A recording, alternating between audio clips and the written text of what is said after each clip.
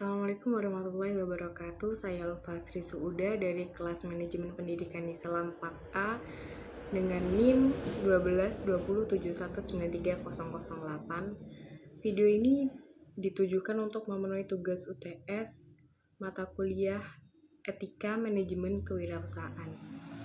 Konsep manajemen menurut Robert, manajemen dapat didefinisikan sebagai proses perencanaan, proses pengorganisasian, proses penggerakan, dan proses pengendalian operasi organisasi untuk mencapai koordinasi sumber daya manusia dan material yang penting dalam mencapai tujuan yang efektif dan efisien.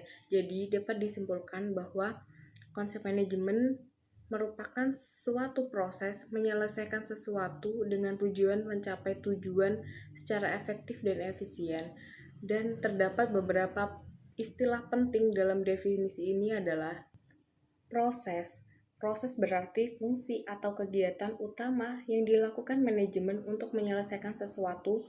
Fungsi-fungsi ini adalah perencanaan, pengorganisasian, kepegawaian, pengarahan, dan pengendalian. Selanjutnya ada efektivitas. Efektivitas ini berkaitan dengan hasil akhir. Ini pada dasarnya berarti menyelesaikan tugas yang diberikan. Dengan demikian, efektivitas dalam manajemen berkaitan dengan melakukan tugas yang tepat, menyelesaikan kegiatan, dan mencapai tujuan. Yang terakhir ada efisien. Efisien berarti melakukan tugas dengan benar dan dengan biaya minimum. Yang kedua yaitu konsep etika.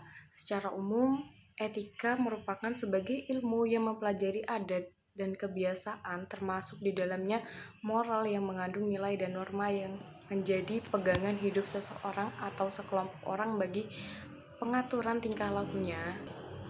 Konsep etika seperti halnya pendidikan juga mempunyai pengertian yang bisa berkembang seperti berikut, yaitu ajaran moral, ajaran tentang bagaimana manusia harus hidup dan berbuat agar menjadi manusia yang lebih baik. Yang kedua yaitu ada moral. Moral ini merupakan sistem nilai atau konsensus sosial tentang motivasi, perilaku, dan perbuatan tertentu dinilai baik atau buruk. Yang ketiga ada falsafah moral. Falsafah moral atau penalaran moral yang menjelaskan mengapa perbuatan tertentu dinilai baik sedangkan perbuatan lain buruk. Falsafah moral tersebut menghasilkan teori-teori etika. Teori-teori etika merupakan kerangka untuk berpikir tentang apakah suatu perbuatan dapat diterima dinilai dari pendekatan moral. Yang ketiga ada etika kewirausahaan dalam kehidupan sehari-hari. Nah, dalam etika kewirausahaan dalam kehidupan sehari-hari terdapat 8 prinsip yang dapat diterapkan oleh wirausahawan, yaitu yang pertama ada sikap jujur, yang kedua integritas, loyalitas, accountable, menepati janji, peduli, serta memiliki jiwa kepemimpinan yang kuat. Dan yang terakhir yaitu patuh terhadap hukum. Keempat ada konsep berwirausaha. Konsep berwirausaha dalam Islam yang mengacu pada konsep wirausaha Nabi Muhammad SAW yang perlu ditiru dan diterapkan umat muslim yaitu sebagai berikut. Yang pertama ada sidik.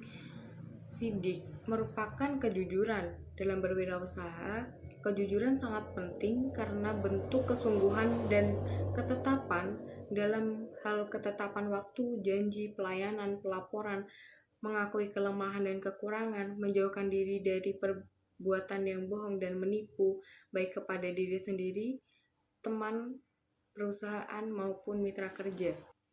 Yang kedua yaitu amanah. Sifat amanah memainkan peranan yang fundamental dalam ekonomi dan bisnis karena tanpa kredibilitas dan tanggung jawab kehidupan ekonomi dan bisnis akan hancur.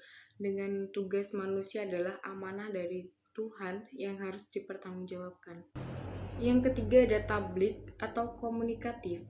Para wirausahawan harus mampu melatih diri dalam menyampaikan ide dan produk bisnisnya.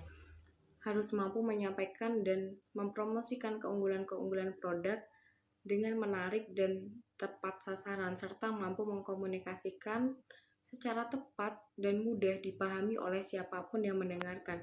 Hal yang paling penting harus mampu menjembatani antara pihak perusahaan maupun pihak customer. Yang terakhir adalah fatonah atau bijaksana. Pengusaha yang cerdas merupakan pengusaha yang mampu memahami, menghayati, dan mengenal tugas dan tanggung jawab bisnisnya dengan sangat baik dan cerdas.